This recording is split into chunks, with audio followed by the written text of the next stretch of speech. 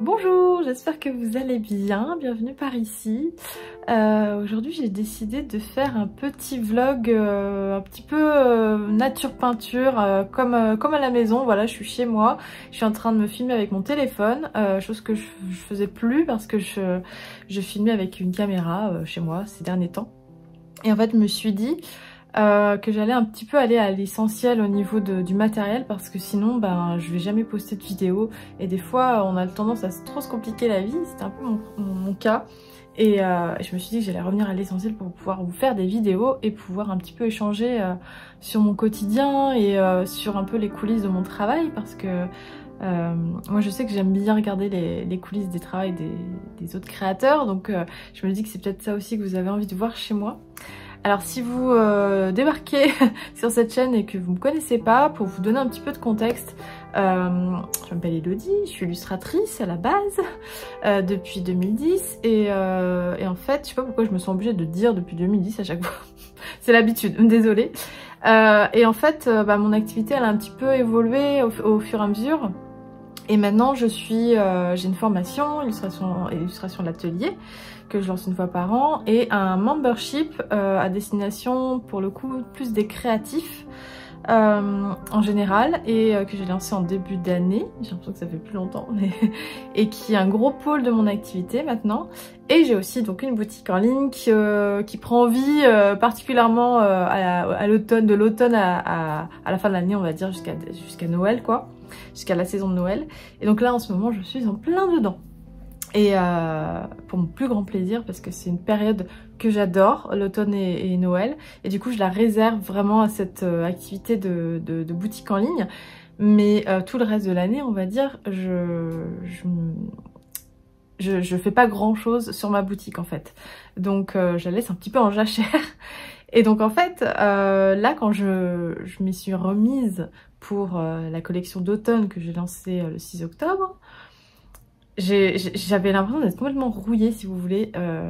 J'étais rouillée sur comment on fait pour faire les box, comment on fait pour les emballer, enfin et du coup je suis bien contente de à chaque fois faire une collection d'automne avant de faire une collection de Noël parce que du coup ça me permet un petit peu de me remettre dans le bain et là du coup je suis un peu plus opérationnelle on va dire.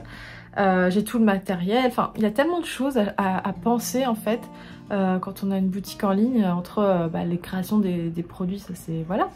Mais ensuite il y a tout l'inventaire, le paquet, enfin le matériel de conditionnement, le matériel de packaging. Enfin il y a tellement de choses en fait à penser que vraiment c'est une activité qui prend du temps et qui prend beaucoup d'espace mental aussi. Et moi j'adore en fait, j'adore avoir une boutique en ligne, j'adore imaginer mes créations, imaginer, vous imaginez vous les ouvrir, donc j'essaye de créer comme ça une belle expérience aussi de déballage pour que ça soit un petit peu magique.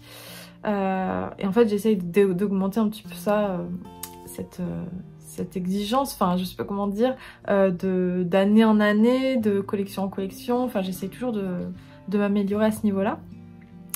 Et donc en fait comme je vous disais, c'est pas ma seule activité puisqu'il y a le membership et en fait, et la formation, mais la formation est terminée donc c'est en début d'année et là c'est terminé. Donc en fait il faut toujours que je jongle entre ces différentes activités. J'ai aussi une newsletter hebdomadaire voilà, qui sort tous les mercredis après-midi. Je vais arrêter après avec le contexte, mais c'était quand même pour vous expliquer un petit peu à quoi ressemblent mes journées en fait. En fait mes priorités c'est ça va être en priorité donc la boutique, le membership et la news hebdo qui est un format qui est gratuit. C'est une newsletter gratuite de conseils que j'envoie tous les mercredis depuis 2017. Voilà, et que j'aime beaucoup aussi. Et après il y a toute la création de contenu, vous le savez sûrement, c'est ces vidéos YouTube que j'essaye de faire quand même, voilà, même si je suis pas hyper régulière, j'essaye même si je les fais pas aussi régulièrement que je le souhaite, que je le souhaiterais, j'y pense quand même et du coup je crée quand même des séquences, enfin des vidéos etc. Donc tout ça c'est quelque chose auquel je dois penser. Et il y a après bien sûr toute la création de contenu pour les réseaux sociaux, Instagram notamment. Et je me suis mise sur TikTok il n'y a pas longtemps, mais je vous avoue que pour l'instant je fais que des redites de ce que je fais sur Instagram. J'ai pas... Des fois ça m'arrive, je me dis tiens je recycle une story Instagram sur TikTok. Mais sinon c'est vraiment un Reels que je vais rediffuser sur TikTok. J'avoue que je mets pas toute mon énergie dans TikTok pour le moment. Voilà, je vais avec de présence, mais pour l'instant je poste. Et comme ça fait pas très longtemps que je suis dessus, j'analyse aussi au fur et à mesure ce qui se passe, enfin comment ça fonctionne, comment mes contenus fonctionnent. Et c'est vrai que c'est quand même assez différent d'Instagram. Instagram où j'ai commencé quand même à développer une petite communauté quoi, engagée on va dire, enfin voilà, une communauté qui me suit, qui commente, qui partage. Que sur TikTok c'est vrai que il faut tout recommencer à zéro en fait, on repart de zéro. Et je me suis rendu compte que certains contenus, j'ai un contenu notamment qui a buzzé entre guillemets, c'est-à-dire qui a vraiment généré beaucoup d'interactions, que ce soit commentaires, abonnements, etc. Et c'était un tuto Photoshop. Donc je me suis dit, ah ouais, en fait sur TikTok, il faut des astuces rapides, efficaces, et en même temps, moi ce que j'aime aussi sur cette plateforme, c'est un petit peu ça aussi. Donc c'est complètement différent d'Instagram, où Instagram j'ai l'impression que c'est plus sur la longueur, en fait on raconte un peu une histoire, je sais pas comment dire, on développe tout son univers en fait sur Instagram, là où TikTok, je pense qu'on peut le faire aussi, mais les gens qui vont vous suivre vont d'abord vous suivre pour des conseils rapides, efficaces, ou que ce soit des conseils ou des choses belles à voir, enfin il faut quand même qu'il y ait quelque chose d'instantané quoi. Et ça c'est vrai que c'est un peu le constat que je fais pour le moment. Et j'ai pas forcément pour l'instant le temps de me retourner et de me dire ok je vais créer du contenu. Enfin, et puis est-ce que j'en ai envie? Je ne sais pas. Enfin voilà, bon je sais pas pourquoi je vous raconte tout ça, mais c'est un petit peu les coulisses de la vie d'un créateur, hein, tout ce qui est réseaux sociaux. Ça m'intéresse aussi en fait, ça m'a toujours intéressé en fait quand il y a un nouveau réseau social qui arrive, de savoir comment me positionner, comment... J'ai mis vachement de temps sur TikTok parce que j'ai mis vraiment beaucoup de temps à apprécier cette plateforme, parce que de but en blanc, quand on arrive sur cette plateforme, il faut faire son algorithme entre guillemets, c'est-à-dire qu'il faut vraiment commencer à liker, s'abonner à des comptes pour commencer à avoir du contenu qui vous intéresse et qui corresponde à vos goûts quoi. Et au tout départ, ça donne envie de partir en courant. Quand on arrive sur TikTok, c'est beaucoup des trucs d'ados, des trends, et moi, tous ces trucs-là, j'y suis pas du tout sensible. Donc j'ai vraiment dû insister sur la plateforme, et maintenant, j'aime beaucoup tout ce que j'y trouve. Notamment, quand j'étais à la Nouvelle-Orléans, ça m'a vachement servi pour... on m'a posé la question, et j'ai oublié d'en parler dans ma vidéo précédente sur la Nouvelle-Orléans, comment j'avais trouvé des adresses sur TikTok pour trouver des bonnes adresses. C'est vachement efficace. Voilà, c'est vraiment des conseils rapides, efficaces, et quand on en cherche, c'est vachement pratique. Mais voilà, après je pense que c'est compliqué pour... Après, je pense que c'est quand même compliqué d'avoir des gens qui reviennent et qui vous suivent. Je pense que ça va être les gens qui viennent d'Instagram ou qui me connaissent d'autre part et qui ont envie de me suivre là parce qu'ils sont sur la plateforme et qui se disent tiens je vais la suivre ici. Mais pour l'instant je pense que j'en suis pas à avoir créé une communauté sur cette plateforme. Mais bon, on verra bien avec le temps, peut-être que je vais m'y pencher un peu plus à l'avenir, on verra. Alors aujourd'hui, pour vous expliquer un petit peu... Donc je vous ai un petit peu réexpliqué mes différentes activités, mais pour vous dire un petit peu à quoi ressemblent mes journées. Aujourd'hui par exemple, c'était une journée, donc on était mardi 8 novembre, et tous les mardis je poste un nouveau contenu sur mon membership. Enfin, pas vraiment tous les mardis, en fait le premier mardi du mois c'est un cours, le deuxième mardi du mois c'est une vidéo de behind the scenes, ce sont des coulisses, le troisième mardi du mois ce sont... J'ai un bug. Alors ça change, soit c'est un freebie, soit c'est un challenge créatif. Et le quatrième mardi du mois, c'est un live de questions-réponses en direct. Et donc cette semaine c'était un behind the scenes et en fait du coup je travaille avec mon assistante Laetitia pour ses contenus, enfin pour la mise en ligne de ses contenus. Et en fait donc il faut que je m'assure, avec Laetitia on est à deux là-dessus, de vérifier qu'à midi, parce que c'est à midi que le contenu sort, qu'il soit bien en ligne, que tout fonctionne, qu'il soit sur les bonnes catégories de pages, parce qu'il y a des catégories de contenu, donc il y a marketing, création de contenu, visibilité, enfin il y a plein de choses. Donc il faut que je vérifie que ça soit sur les bonnes pages. Il y a des saisons aussi qui correspondent aux différents niveaux des abonnés. Je vous raconte un peu tout là comme ça. Et il y a pas mal de choses à vérifier et en fait tous les mardis du coup à 11h je me mets une alarme pour vérifier en amont que tout est bien planifié et à midi on vérifie que tout est bien passé, etc. Donc pas mal de choses à faire. Donc ça c'était une des choses que j'ai fait ce matin. J'ai aussi travaillé sur ma news hebdo, le batching de ma news hebdo parce que j'en fais 4 par 4 en fait. Donc j'ai travaillé là-dessus. J'ai aussi travaillé sur ma boutique en ligne. Donc j'ai aussi travaillé sur des créations de Noël. Et j'ai préparé quelques commandes pour la boutique, enfin quelques commandes que j'ai reçues aujourd'hui. Donc voilà, une journée bien remplie. Et un des trucs aussi que j'ai fait aujourd'hui qui m'a fait super plaisir, c'est que Julie, ma graphiste, m'a envoyé une présentation créative pour une nouvelle charte graphique. Alors pas pour ma charte graphique à moi vraiment, mais pour la charte graphique de ma formation illustration l'atelier que j'ai envie, que je lui ai demandé en fait de repenser en fait. Parce que illustration l'atelier c'est ma formation signature, c'est ma formation bébé, c'est mon programme voilà, que j'ai écrit en 2020 et qui est très important pour moi et qui représente vraiment un gros pôle dans mon activité. Et donc je lui ai demandé de me faire une charte graphique voilà, pour que ça soit cohérent avec ma charte graphique à moi, enfin que ça soit dans une continuité et que ça soit un produit à part entière avec sa charte graphique à part entière. Voilà, donc en fait dans l'idéal, j'aimerais beaucoup faire des chartes graphiques pour éclairer aussi mon membership et éventuellement peut-être refaire la charte graphique de ma boutique. Enfin j'en suis pas là, mais voilà, ça c'est quelque chose sur lequel j'ai toujours mis l'accent, c'est-à-dire j'ai toujours essayé de mettre l'accent sur la charte graphique, la façon dont on se présente, etc. Parce que tout ça fait influence d'une certaine façon les gens en fait tout simplement, et que c'est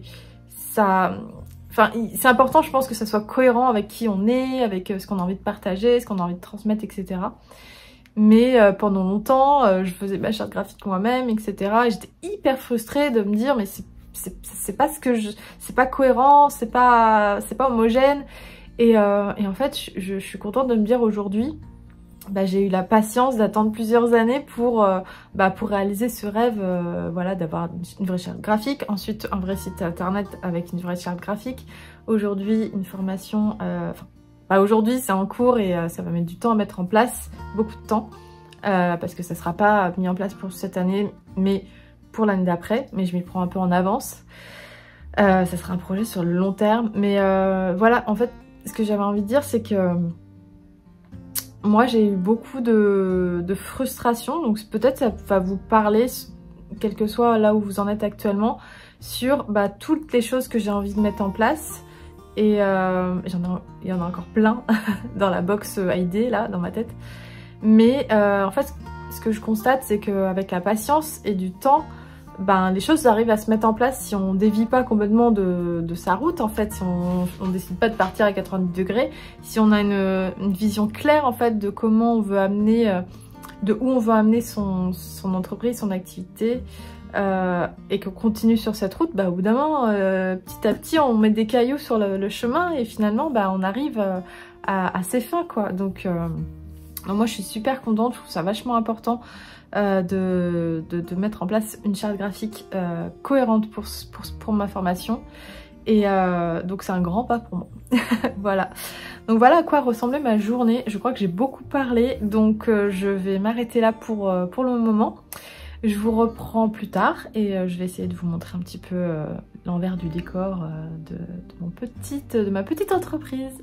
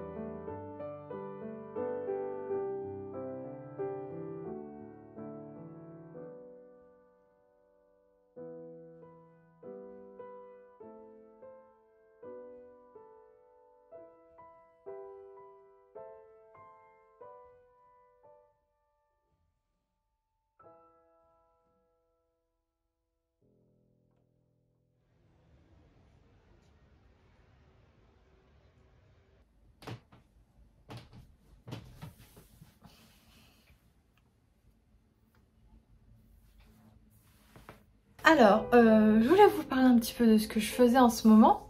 Là qu'il faut que je regarde. Parce que je vous ai promis de vous montrer, enfin de vous parler en tout cas de sur quoi je travaillais en ce moment.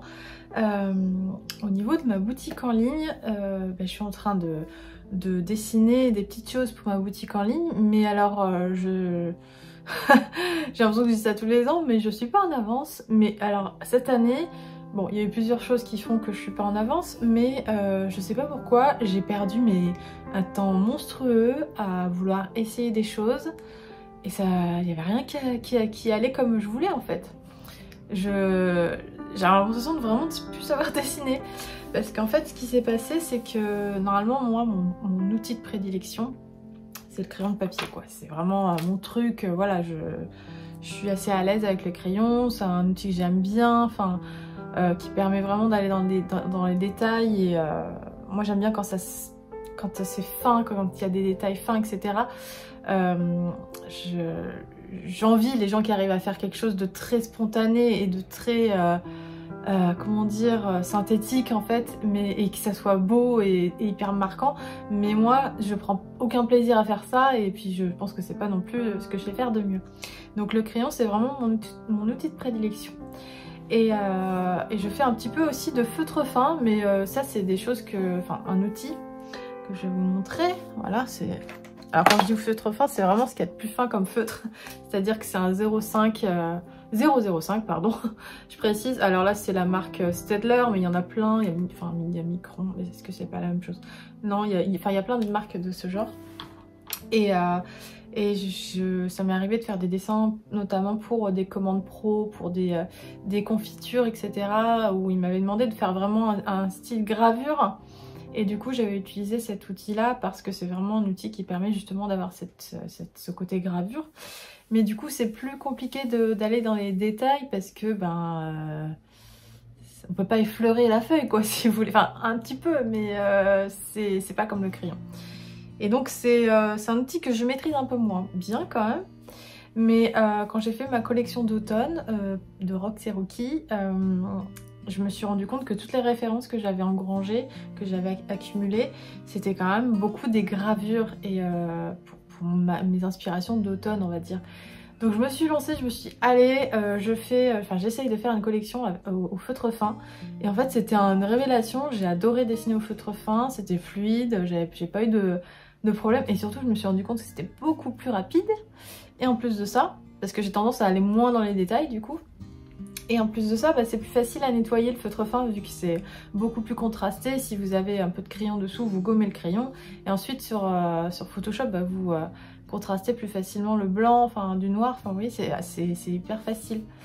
Donc bah, bien sûr, je me suis dit, bah cool en fait, maintenant je ferai toutes mes collections au feutre fin parce que c'est plus rapide et que c'est chouette.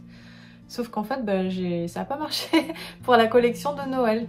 Voilà, donc j'ai essayé, et non, ça marchait pas. Et en même temps, enfin, je me disais, j'ai déjà des éléments dessinés au crayon pour la collection de l'an dernier. Donc si j'ai des éléments dessinés au feutre fin, ça va pas bien se marier ensemble. Mais bon, je me dis, bon, tant pis, on recommence à zéro. Mais quoique, enfin, j'ai essayé plein de fois, plein de choses. Et ça marchait pas parce qu'en fait là j'essayais de dessiner des personnages dont des visages. Donc je crois que si vous me suivez sur Instagram, vous avez peut-être vu passer un visage au feutre fin qui était assez dur et qui était complètement foiré à mon sens. Et du coup j'avais recommencé en me disant bon là c'est mieux, c'est moins, il y a moins de, comment dire, c'est moins dur en fait comme dessin, mais c'est pas ce que je veux quoi, il n'y a pas le petit truc quoi, vous voyez. Donc finalement j'ai laissé un peu reposer le truc de côté, mais j'ai perdu peut-être une semaine ou deux avec ces histoires quoi, parce que ben je savais plus, j'ai l'impression de plus avoir dessiné. Et finalement je sais pas, je me suis dit allez on va réessayer, et en fait j'ai commencé du coup pour me remotiver en fait par dessiner des objets plutôt que des personnages, parce que c'est vrai que les personnages, j'ai oublié à quel point c'est complexe, à quel point c'est facile de foirer un visage, enfin vous voyez. Donc voilà, et en fait j'ai fait une planche comme ça de dessin et ça m'a remotivée, c'était rapide et du coup bon bah je suis repartie à faire tout au crayon de papier. Voilà, donc j'ai perdu du temps, mais là je suis toujours dessus. Je fais en priorité les dessins qui vont être destinés à faire des bloc-notes. Je vais avoir des bloc-notes cette année en termes de papeterie et un planning mensuel aussi parce que celui d'automne il est parti, il vous avez bien plu. Donc je vais en refaire un, mais plus version hiver. Parce que je trouve que si c'est juste Noël, bah du coup Noël ça passe très vite. Donc là je vais faire plus une version d'hiver qui pourra vous servir comme ça toute la saison.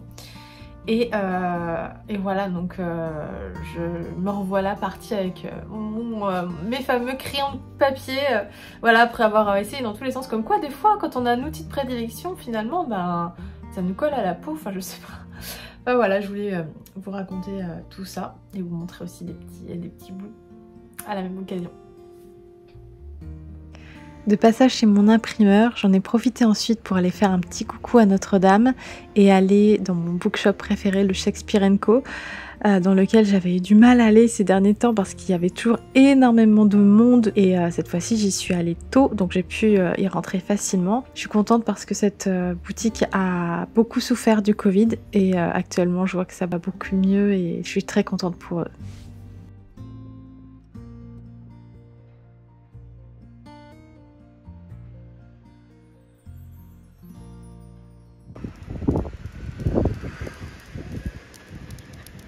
Bon, bah je viens de tout vider par ici et de tout nettoyer.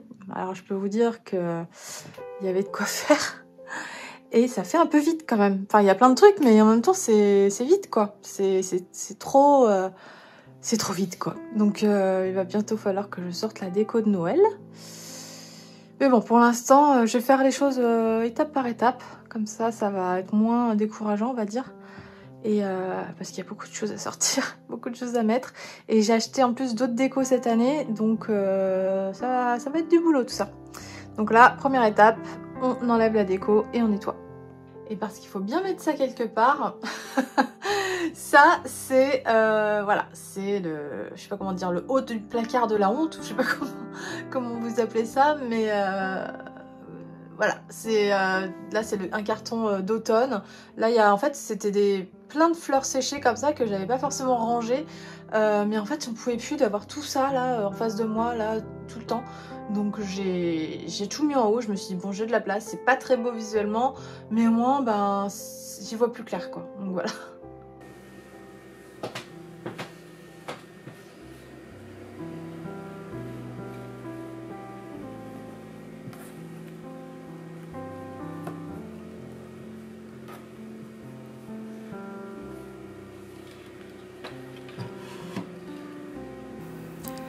Un dimanche matin, alors qu'il faisait un temps magnifique, j'ai décidé d'aller au parc Monceau avec les nonnes. C'est un parc que je connais pas très bien parce qu'il est assez éloigné de chez moi et j'en ai pris vraiment plein les yeux. Cette petite bulle de nature en plein Paris, franchement ça m'a fait un bien fou. Et surtout à cette période de l'année où les couleurs sont chatoyantes et où les arbres sont magnifiques.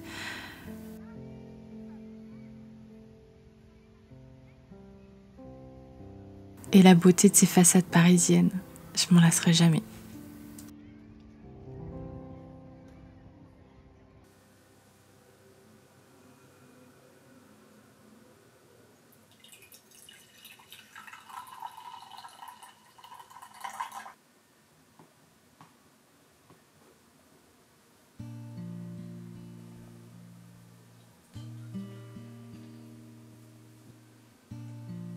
Je voulais vous parler un petit peu du mois de novembre parce que je sais que pour beaucoup, le mois de novembre c'est un peu un mois lugubre, un mois un peu mort, un peu triste. Halloween est passé, Noël n'est pas encore arrivé, du coup c'est un peu un mois où il se passe rien. Et je sais que pour beaucoup c'est un peu triste et c'est un peu déprimant. Mais j'ai envie de vous encourager à voir ça de la même manière que moi, c'est-à-dire que pour moi, pour ma part, le mois de novembre c'est le mois le plus poétique de l'année parce que justement je trouve que c'est un mois qui invite au ralentissement et à l'introspection. Vous avez sûrement remarqué que la société avait tendance à nous donner tout un tas d'injonctions, de to-do list, etc.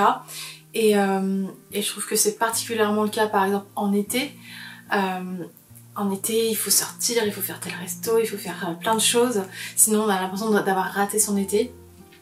Halloween, il faut se déguiser, il faut faire encore plein de choses. Il y a la rentrée aussi, et après à Noël évidemment, il faut faire les cadeaux, etc. Alors, j'adore Noël, j'adore Halloween, mais le mois de novembre justement, je trouve que c'est un peu un mois c'est un peu le calme avant la tempête. Et il se passe rien durant ce mois-là, il y a rien à fêter. Mais justement, en fait, je trouve que c'est justement l'occasion de prendre du temps pour soi et de faire des choses pour soi. Prendre soin de soi. Alors, moi, c'est pas trop mon truc, par exemple, mais si vous aimez bien la cosmétique et vous faire des soins le week-end, etc., c'est un peu, ça peut être l'occasion de vous chouchouter. Moi, je sais que j'aime bien me faire des bons petits plats. Mais si c'est pas trop votre truc, vous pouvez aussi organiser des fondus entre amis, des choses comme ça, des choses simples, mais conviviales et chaleureuses. Une des choses que j'aime beaucoup aussi à cette période de l'année, c'est avec le changement d'heure. Du coup, il fait très nuit le matin, mais moi justement, comme je me lève tôt, je fais pas exprès, c'est mon métabolisme. J'ai tendance à me lever à 6h, un truc comme ça. Et ben j'adore ce moment justement où je me lève, où c'est très calme, même à Paris, et où je peux me poser à mon bureau, commencer à dessiner, allumer une petite bougie pour me mettre dans une ambiance cosy, et ça donne l'impression un petit peu que le temps s'est arrêté, et voilà, je trouve que c'est une ambiance particulièrement agréable. Et je vous invite vraiment à voir le mois de novembre comme un mois du ralentissement, un mois pour profiter de vous, un mois pour prendre soin de vous, vous chouchouter, vous faire plaisir. Faire des activités manuelles aussi, alors ça peut être le dessin si vous dessinez, ça peut être plein d'autres choses, faire de la poterie, des activités avec vos enfants, fabriquer pourquoi pas des décos pour votre sapin de Noël, etc. Des choses comme ça, des choses loin des écrans qui vous permettent un petit peu de vous reconnecter à vous-même aussi. Et en termes d'activité manuelle, il y a également le puzzle qui est revenu en force depuis quelques années, et c'est une activité très relaxante, on n'y pense pas forcément. Enfin, moi j'avais complètement oublié cette activité de puzzle, j'en avais pas fait depuis que j'avais 10 ans, et je me suis remis il y a 2-3 ans. Et moi j'aime bien par exemple les puzzles avec des illustrations très un peu comment dire, un peu cheesy, j'ai le mot en anglais, mais un peu kitsch on va dire, un petit peu classique. Mais si vous préférez les illustrations plus modernes, etc., il y a vraiment de quoi faire aujourd'hui. Donc rien de tel qu'un puzzle d'automne ou de Noël pour se mettre dans l'ambiance, et en plus c'est hyper relaxant comme activité. Et bien sûr, une des activités que je vous conseille de faire à cette période de l'année, c'est de lire. Alors j'en avais déjà parlé dans ma vidéo de bucket list de l'automne que je vous remettrai par ici. Mais il y a certains livres qui, je trouve, se lisent très bien en automne. Et alors au mois de novembre, un livre que je vous conseille vraiment de lire, c'est Wuthering Heights. Wuthering Heights ou Les Hauts du Hurlevent si vous préférez. C'est un livre en fait qui décrit une campagne anglaise vraiment hostile. Il y a un vent froid qui souffle, c'est sur une espèce de colline que ça se passe. C'est lugubre, il y a de la brume, c'est venteux, c'est très isolé. Et il y a une histoire d'amour en fait, si vous l'avez pas lu, entre deux enfants au départ qui grandissent, qui est un petit peu... dangereuse, enfin je sais pas si c'est le bon mot, mais un petit peu folle. Il y a beaucoup de folie en fait dans ce livre et c'est très bien décrit. Moi j'ai adoré lire ce livre. C'est un peu macabre aussi. D'ailleurs je crois qu'il est qualifié de livre gothique. Moi j'adore ce genre d'histoire et je trouve que c'est vraiment une lecture qui est appropriée au mois de novembre justement. Et voilà, c'est pas encore le moment pour lire les livres de Noël, etc. On peut commencer, moi je sais que je commence petit à petit. D'ailleurs c'est une chose que vous pouvez faire aussi pour commencer à vous mettre dans un mood de Noël. J'ai commencé à faire un petit peu le vide de ma déco d'automne pour commencer à mettre des petites touches de Noël, des petites touches de magie avec notamment des petites couronnes, des choses comme ça. Et voilà, c'est aussi quelque chose que vous pouvez faire si vous en pouvez plus, si vous attendez Noël avec impatience. Vous pouvez commencer à mettre des petites touches de déco tout doucement chez vous, histoire de commencer à vous mettre dans le bain, profiter et vous faire patienter jusqu'à Noël. Un des livres aussi que je vous recommande pour le mois de novembre, si vous ne l'avez pas encore lu, ou même si vous l'avez déjà lu, c'est Frankenstein. Donc on connaît tous l'histoire de Frankenstein, mais alors déjà c'est un livre qui se lit très rapidement, donc c'est facile à lire. Et l'histoire est vraiment bien et moi quand je l'ai lu l'an dernier, je me suis rendu compte qu'en fait je connaissais pas toute l'histoire. En fait on a l'impression de connaître cette histoire mais en fait on connaît qu'une partie de l'histoire et suivant les adaptations au cinéma qu'on a pu regarder ou en série ou autre, à chaque fois ça se concentre sur une partie du film de l'histoire mais pas sur toute l'histoire. Donc je trouve que c'est intéressant de lire le livre en entier et je trouve aussi que c'est intéressant parce que on comprend mieux ce que l'auteur, donc Mary Shelley, en plus c'est une femme, c'est important de le rappeler, a voulu mettre en avant, c'est-à-dire vraiment qui est le monstre entre les hommes et cette créature. Donc voilà, c'est pas forcément évident de faire un résumé d'un livre, en plus vous connaissez l'histoire, mais je vous le recommande vraiment pour l'histoire, pour le côté... un petit peu lugubre aussi, le côté fantastique également, qui se prête bien aussi au mois de novembre je trouve comme lecture. Et enfin, Jane Eyre, alors un livre un peu plus gros pour le coup, mais voilà un livre un petit peu plus austère qui raconte l'histoire de Jane Eyre, donc cette femme à qui il arrive plein de choses ou des choses pas forcément joyeuses. Elle est un petit peu baladée d'une famille adoptive avec ses cousins où ça se passe pas très bien, à un foyer, à finalement un château, enfin bref, il lui arrive plein de choses. Elle a pas une vie très facile, mais comme beaucoup de femmes à cette époque, quand elles avaient pas une bonne situation, c'était pas évident parce que pour une femme, fallait soit bien se marier, soit être une femme de bonne famille, et en tout cas avoir de l'argent. Et quand c'était pas le cas, c'était compliqué, mais bon, ça se finit bien pour Jane Eyre, donc je le spoil pas si vous l'avez jamais lu.